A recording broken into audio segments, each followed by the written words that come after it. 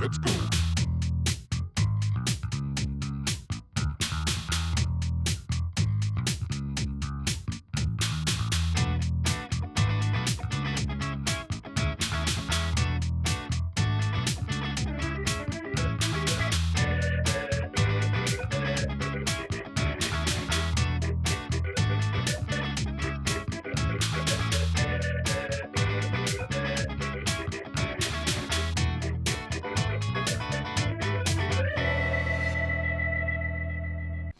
Welcome home to 42 Geek Street, your guide to the world of geek for that little bit of geek in all of us. Hi, I'm Ren, and on today's show, of course, I've got with me Mike.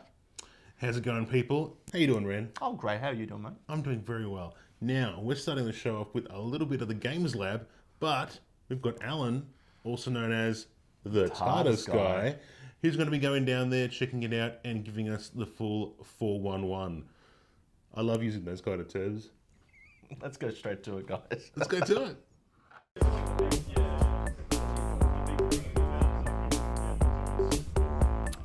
Hi, I'm Alan, and we're here today at Games Laboratory in the city.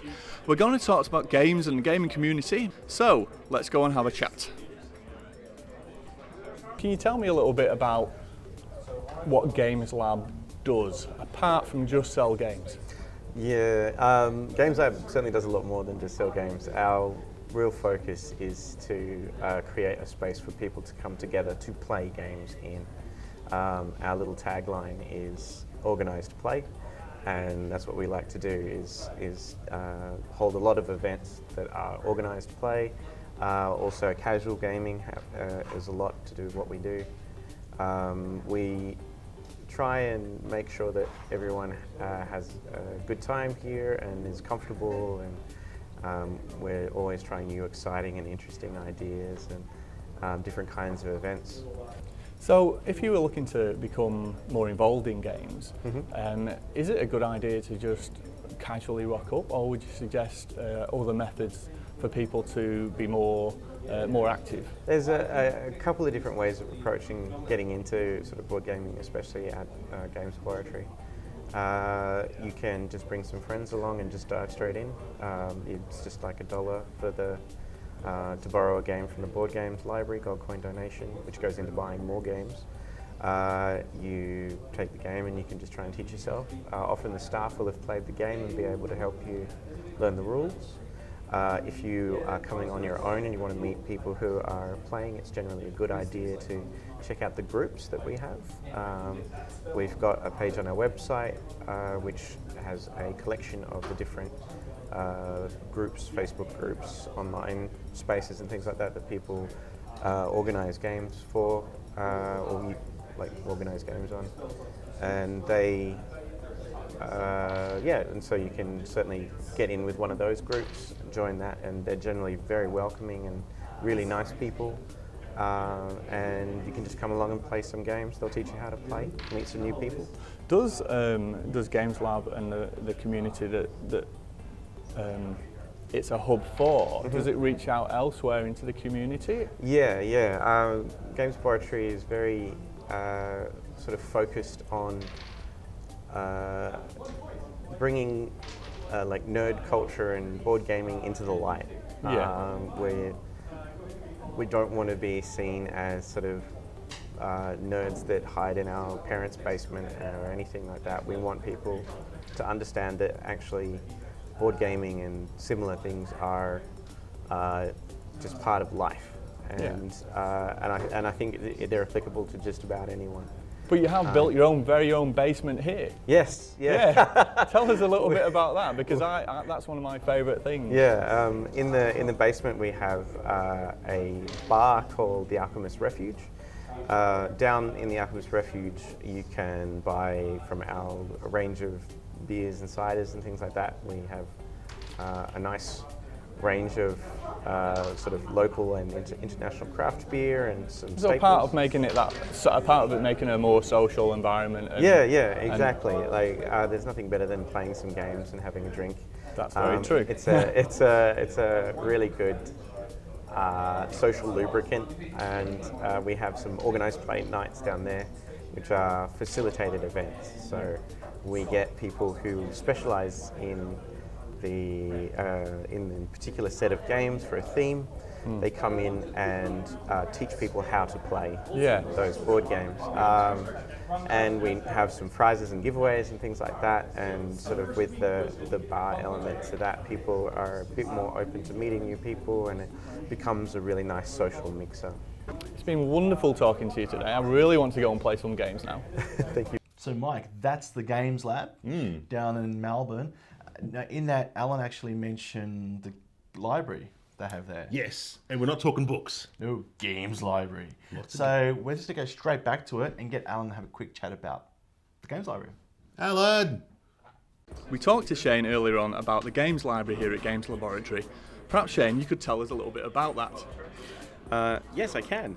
The Games Library here at Games Laboratory is run by a gold coin donation, so people can just come in, put a gold coin in a box and borrow a game anywhere in the store. And if they come to the store and they wanted to just grab a game, who would they see? Would they come and talk to you? They can certainly talk to me or any of the staff behind the counter. That's excellent. And is it available all the time during the opening hours? Yes, if the shop is open, the Board Games Library is available. And once they've grabbed a game, where would they play? They have a choice of spaces. They have the shop space, which is where the library is located. They can take it down to the bar if the bar is open at the time, or they can take it upstairs to the event space if that is open at the time as well. And if they've picked something they've never played before, how would they go about learning that game? It's often a good idea to talk to the staff. Most of us have played most of the games in the library, and we're generally pretty happy to take you through the rules if we have time. Also, there is a bunch of groups that come in, and it might be an idea to hook up with one of those groups and get someone from there to teach you as well. That's fantastic. Thank you very much, Shane. Thank you. Big thank you to Shane and Games Laboratory for allowing us to take up some of their time and show us around their shop. That's me, out. Thanks, Alan, for showing us the Games Lab, a place that people can go to the city and get together. And speaking of getting together, on the 28th of August, which is our last episode of the season, Yes. we're actually all going to head down to the Games Lab. And in the first clip, you saw the Alchemist Refuge. We're going to hang out in there. So all of us, you, me, our best roadie ever, the other side of the camera, and everybody else, part of the crew, will probably be down there. And we're inviting everybody to come on down down and hang out. And we'll probably give away a couple of prizes, a hint maybe. Just, you know. Just little something, something, little something, something. Yeah, maybe another hint. But yeah, so we'll put some more details up. There'll be there should be a Facebook event by now up on the site. See, I think we've organised it. Yeah. Yep. Have a look. And yeah, so keep your eyes out for that, and that's where we'll be heading. But after the break, what are we getting, Mike? Whatcha Nath? Mood dice for you at home. The dice that tells you what mood you're in. Whether you're feeling cool or If you're feeling hot, the dice, get it in stores while it's hot for sale. Get it before it goes cold. Ah, hello there. At X Club for Geeks, we'll show you what and what equals that. Hey Mike, I know we've got our spam that's ham in a can, but I don't know, I'm just not feeling it tonight. Not with this. It's missing something. It's just not classy. That's classy. That's ham in a glass. That's glam.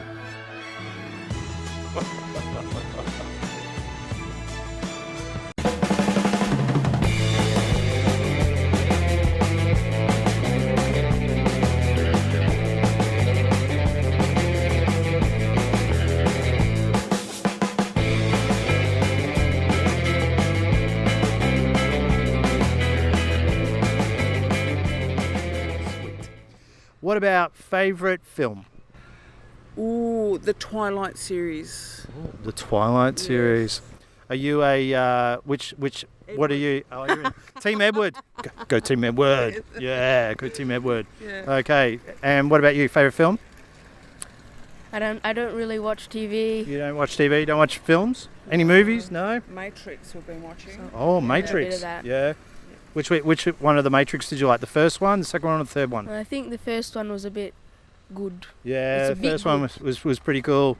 Especially that end where he's doing the flips with the Yeah. guns. And the Yeah. flying. And the flying, yeah. It's one of my favourites too. Good. We're in sync. Twins, you can see? We're like twins. So, tell me, clowns, yes or no? I don't know. Do you like clowns, yes or no? I've never seen a clown before. You've never seen a clown before. Aren't you really, really lucky? Do you think they look freaky, like when you see them in books or on TV or on movies? No. You don't? No. So you're not scared of them at all? No. No. Okay. Well, she's a lot more grown up than I am, that's for sure.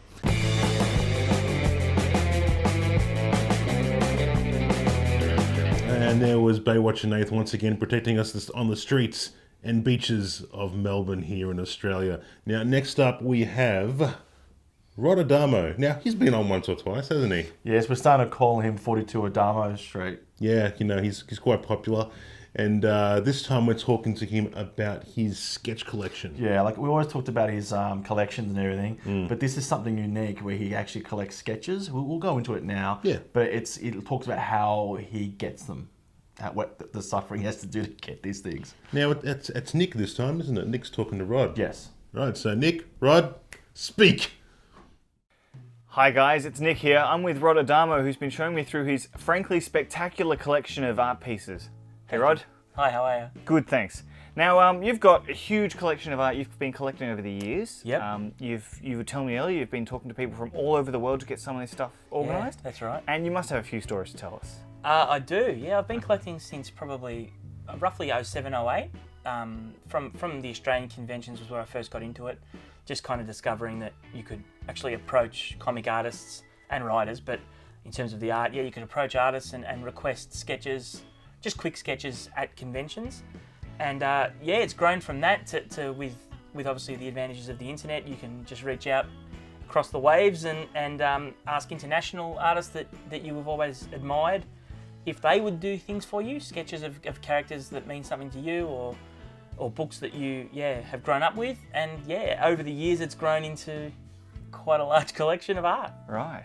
So let's talk a little bit about how you go about getting a piece of work done, because Yep. I can imagine that when you do something in person at a convention, very different to how you may approach someone online. Yeah, absolutely. A lot of the time, you're almost, when you're going for an artist internationally online, you're almost cold calling them in a lot of ways. You're not quite sure if they're even taking commissions at the time, Yeah. if they are at any time, what their rates are, what they're willing to do, all that sort of stuff. It's just kind of a blank canvas. You're reaching out and saying, hey, any chance? Whereas a lot of the times, if an artist is going to be appearing at a convention, it's not a guarantee, but there's a bit of an expectation that they will be sketching for the fans. It's kind of like, well, why else are you there in some ways? Yep.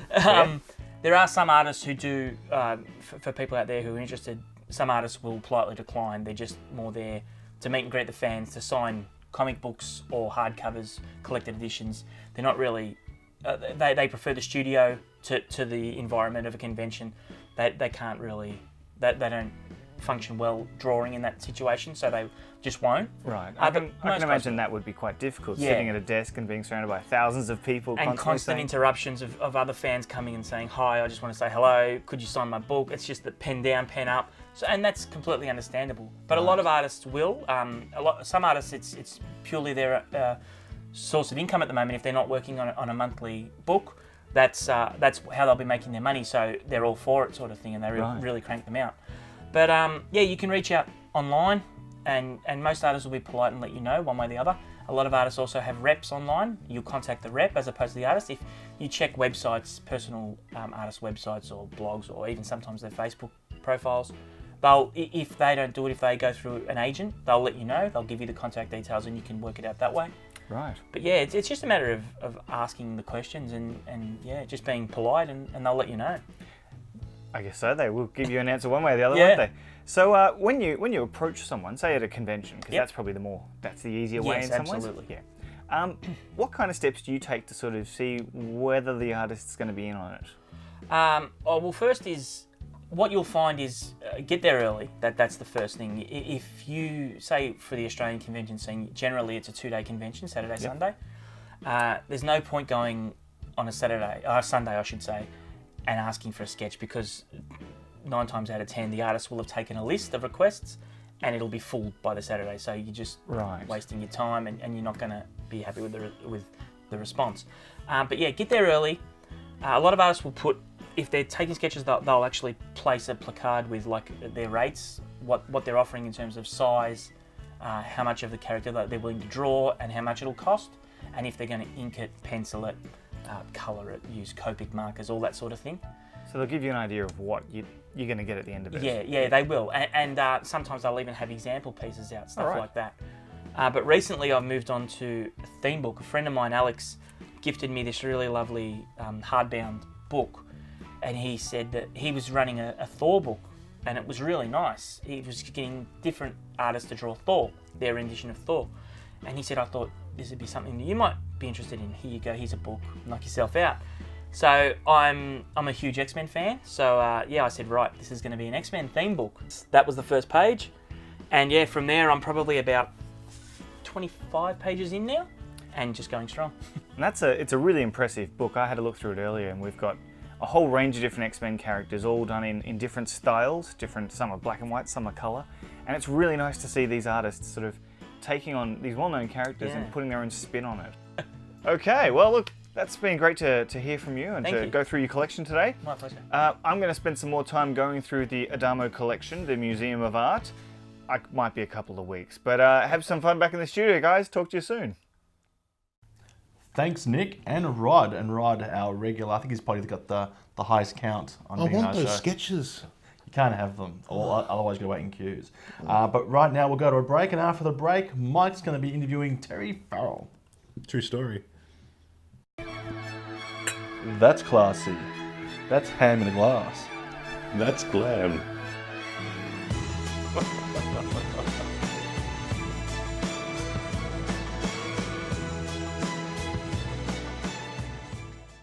Car suction. With the power of science, if you need to get into a car without it slowing down, car suction.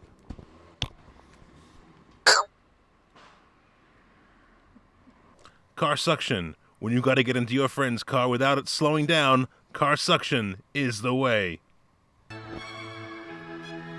Classy. Suction with class. Glam.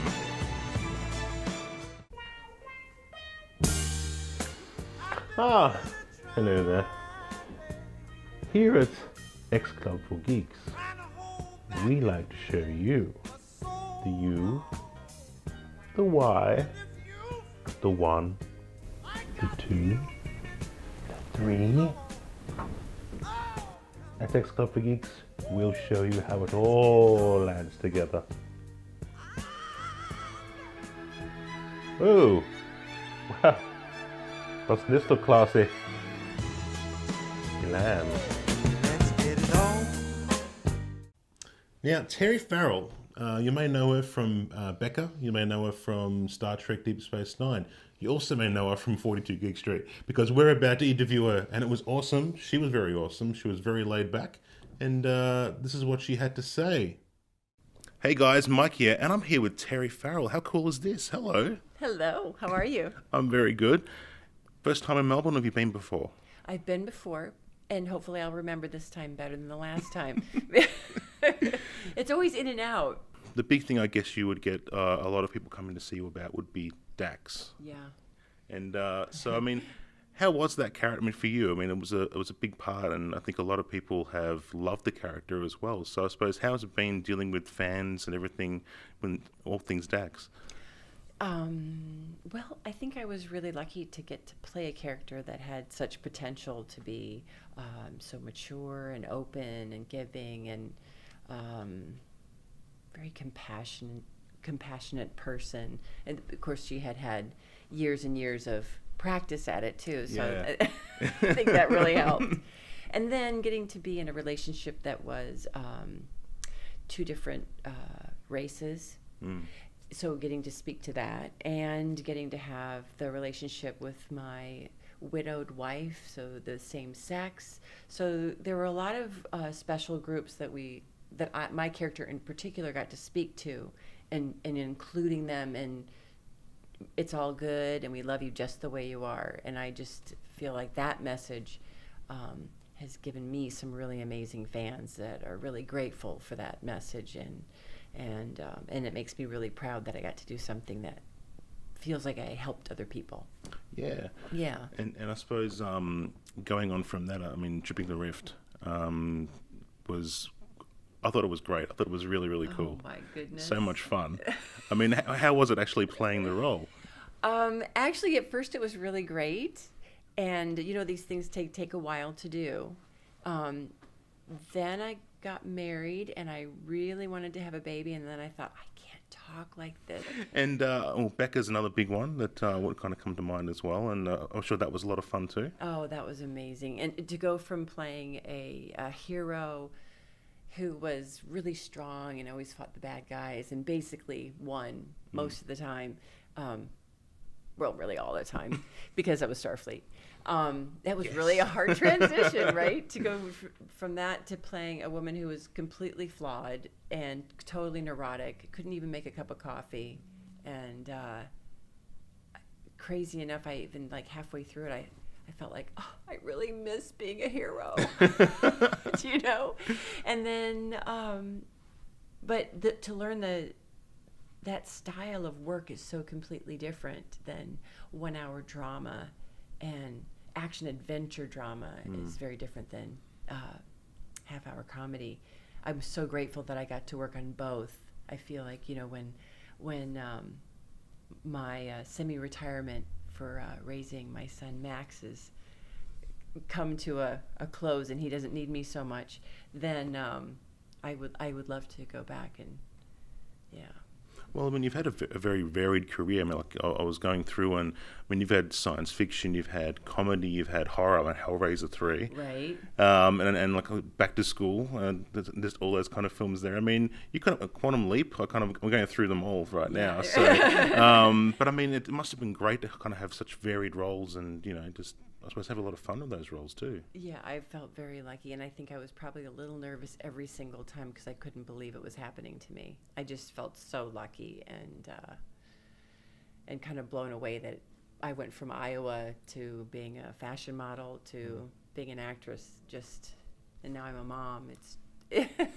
biggest production. Biggest production ever, yeah. And then I did a couple of community theater plays where I live now.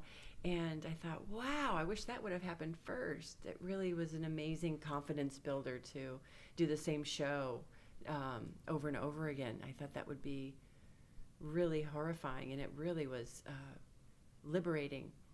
I mean, it was sort of horrifying too, because, oh my gosh, I hope I remember my lines, and not a strong point for me, but... But it gets you out there, and you have to, and you embody it in such a different way when someone can't say cut, and you can't start again, and you just have to plow through and make it work, and an extraordinary experience. Oh, fantastic! I mean, that's I suppose a great rundown of just your career right there, just right. and the experiences. So, I'm close to New York. Well, there you go. I suppose as well. I mean. What I want to know, since we are talking 42 Geek Street here is the name of the show. Yeah, geek out, man. What is your geekiest thing that you've done? The geekiest thing that I've done? Oh, maybe Red Dwarf playing the cat, because it's one of those stupid girl things, like, or maybe it's not a stupid girl thing, I shouldn't say that, but like, being a mermaid or being a cat, it's just like so girly to want to be a cat, and I got to be one, so that was... Something else ticked off the list. Yeah, like the hair and the whole, I wish I could have played it longer. But being that I was trying to replace an effeminate man, not really as funny. Yeah, I looked cool, but it really wasn't. I didn't fit in that role. Well, thank you for taking the time to chat with us. It's been really, really great. Thank you. And we look forward to seeing, whatever comes next on your agenda, I suppose, and enjoy the con. and enjoy the coffee here. Yes, I'm going to enjoy the con, enjoy the coffee, and you guys come and enjoy the con and the coffee too. Definitely. Yeah, come see us. Thanks very much. Thank you. And we'll go back to the studio. Thanks, Mike. That was a pretty cool interview. She was really relaxed, I felt. Like with the interview, we actually chat for a while beforehand. Like when I was editing, there's like 6 minutes of chatting beforehand. And I'm thinking, maybe we should just start the interview. No, she was a lot of fun and really great to talk to. And like even afterwards, you know, we were kind of leaving the hotel and they were just down playing table tennis with her and her son, just having a good time. Yeah, so pretty cash. Yeah. So really fun. Now, this just about concludes the show, but of course we have giveaways. We just love giveaways. Mike, our giveaways are from All-Star Comics. Yeah, that's right. You know the guys. You know the guys in the new shop that we showed earlier on this season. That is true. Now, what they've got given us to give away in today's show is Deadly Class. Book 1. Book 1. There's a theme there. The Walking Dead. Book 1. Book 1 and Suicide Squad. Book 1. Book 1. So there's a lot of... So this, of course, can be from here to there. And straight to you. Yep. And all you got to do is go to our Facebook page. And it's usually something easy we throw up on there to do. You just basically just got to do it. And then we'll just work out one of you will get it. And that could be yours. Could be all yours. You can read all of these. You can experience the book one-isms. One-isms. Just come to our Facebook page. And like, share, love. And of course, while you're there, maybe check out the event for 28th of August at Games Lab in the Alchemist Refuge. And just so you can hang out with us because we need friends. Yeah, we do.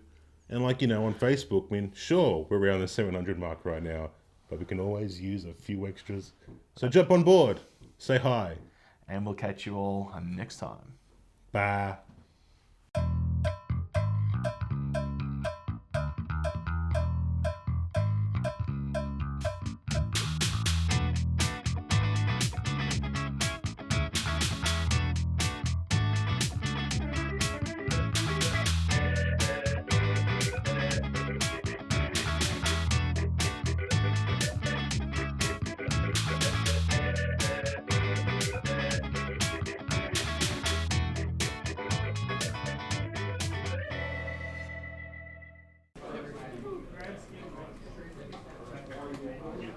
You're like David Attenborough.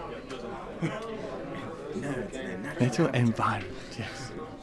One nerd creeps up towards the next, peers over his shoulder and says, "You shouldn't have done that. You should really have played it like this." I'll be listening to this later when I'm editing. Okay? Alright, cool. Which one am I on? That one? You're on this one. Okay. You're on both. Gotta make sure I'm looking at the right ones. I'm special. It's over you. No one cares about me. It's like, Not true. I'm just asking questions and stuff.